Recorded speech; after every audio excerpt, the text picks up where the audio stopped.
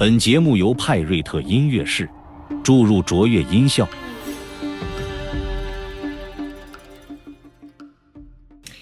艾玛，你还记得我们上一次讲了谁的故事吗？记得，韩庚 relocated the capital， 他搬首都的故事。很棒，谢谢。妮娜，你还记得盘庚是哪个朝代的君主吗？记得，他是商代的君主。太棒了，谢谢。妈妈现在有最后一个问题想要问你们了。那你们还记得盘庚是受了什么启发而决定要搬首都的吗？记得，他做了一个梦，然后受到了启发。太棒了，谢谢。可是呢，商代到了最后呢，并没有繁荣昌盛下去。商朝末年，商纣王不理朝政，沉迷玩乐。他玩的可是真是太大了，都惊动了仙界。什么仙界？是呀，他都惊动了仙界。那仙界怎么做到呢？好问题。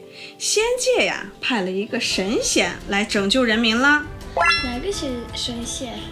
我是 Shelly， 我是 Emma， 我是 Nina。我们今天就来讲天上的神仙哪吒是怎么降临到人间的。妈妈，为什么商纣王这么坏啊？这是一个好问题啊，艾玛。因为商纣王呢，他被自己的权力和贪欲蒙蔽了双眼，他只关心自己的享乐，而不顾普通百姓的死活。这些不公正的事情呢，传到了天界，仙人们都注意到了。一天夜里，一颗耀眼的火球从天界降下，划破了沉寂的夜空，飞向了陈塘关总兵李靖的家。李靖正睡得香甜，突然被身旁的妻子殷夫人的尖叫声惊醒。殷夫人说：我梦见一颗珠子飞进了我的肚子。殷夫人刚说完，就捂着肚子大叫：哎呦，好痛啊，我要生了。那这个是跟火球有什么关系呀？这是一个非常好的问题啊，妮娜。我们来往下听看哈。李靖赶紧派人请来了接生婆，自己则在前厅搓着手，焦急地等待。终于要生了。要说这李靖也不是第一次当父亲了，他已经有2个儿子。大儿子叫金吒，从小跟着五龙山云霄洞的文殊广法天尊修行。二儿子叫木吒，从小拜九宫山白鹤洞的普贤真人为师。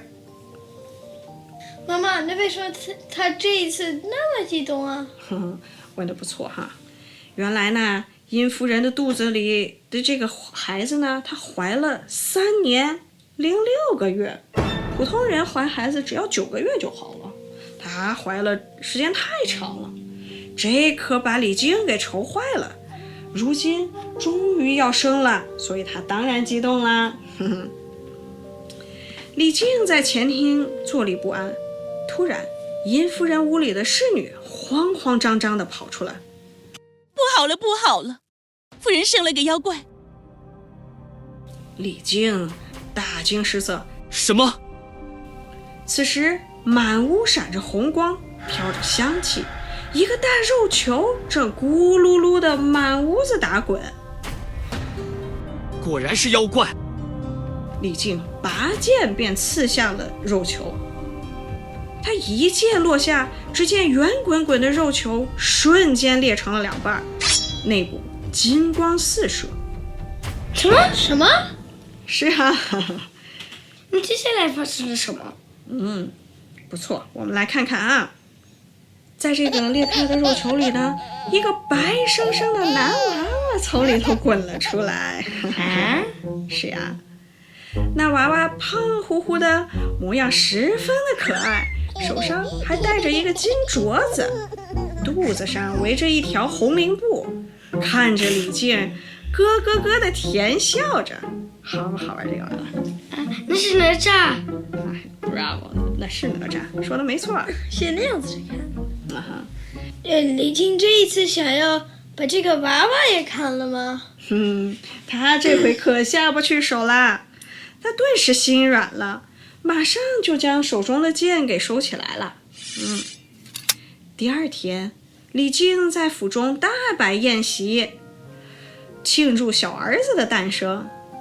这时，一位脚踩云团的道人飘然而至，自称是乾元山金光洞的太乙真人。道长，请上座。贫道听说将军添了一个小儿子，特来祝贺。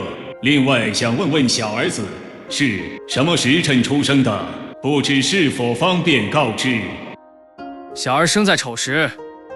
太乙真人沉思了一阵道：不妥呀，小儿子生在丑时，恐怕将来烈性很重。请问将军共有几子？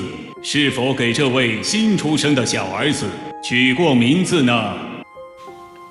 李靖答道：末将已有2个儿子，长子金吒，次子木吒。这孩子排名第3，还未取名，请先长赐名。太乙真人轻轻地按了按孩子的头顶3下，就叫他哪吒吧。好名字，就叫哪吒。我还想收这孩子为徒，教他本领，磨磨他的脾气。将军意下如何呀？李靖喜不自胜。那真是再好不过了。太乙真人点头。这孩子身上的这个乾坤圈和混天绫，是我金光洞的镇洞之宝，请好生保管，以后自有用处。末将记下了，多谢仙长。太乙真人看着哪吒的小脸，心想：灵珠子，你将来要辅佐新的明君，拯救百姓啊！谁是灵珠子？不错哈。原来哪吒是金光洞的宝物，灵珠子的转世 reincarnation， 他是带着使命来到人间的。太乙真人此时告别了李靖，驾云离去啦。今天的故事讲完啦，我们来看看我们今天的中文教学环节会有什么样的中文表达教给大家呢？第一个词是沉迷玩乐，它是一个动词短语，意思是过度的追求娱乐而忽略了其他重要的事情。比如说，他最近沉迷玩乐，学习成绩也下降了不少。你们能造个句子吗？妈妈，我可不可以说，哥哥整天沉迷玩乐，不做作业吗？Bravo， 完全正确，谢谢。好啦，接下来的一个词是焦急等待。焦急等待，焦急等待，它也是一个动词短语，意思是因为急切而感到不安地等待某件事情的发生。比如说，妈妈焦急地等待着手术室里的消息，希望爸爸一切顺利。妮娜，你能试试用焦急等待造一个句子吗？我焦急等待着生日礼物的到来。Bravo， 谢谢。接下来是大惊失色。大惊失色，大惊失色。Bravo， 这是一个成语，形容非常的吃惊，以至于脸色都变了。比如听到这件事儿，他不禁大惊失色，完全没想到会发生这样的事儿。你们谁来试试呢？我来。你想来啊？看到大蜘蛛，妹妹大惊失色。Bravo， 说的没错，完美。妈妈，那哪吒后来会怎么样呢？后来呀，哪吒经历了非常多的磨难，他还经历了生死的考验。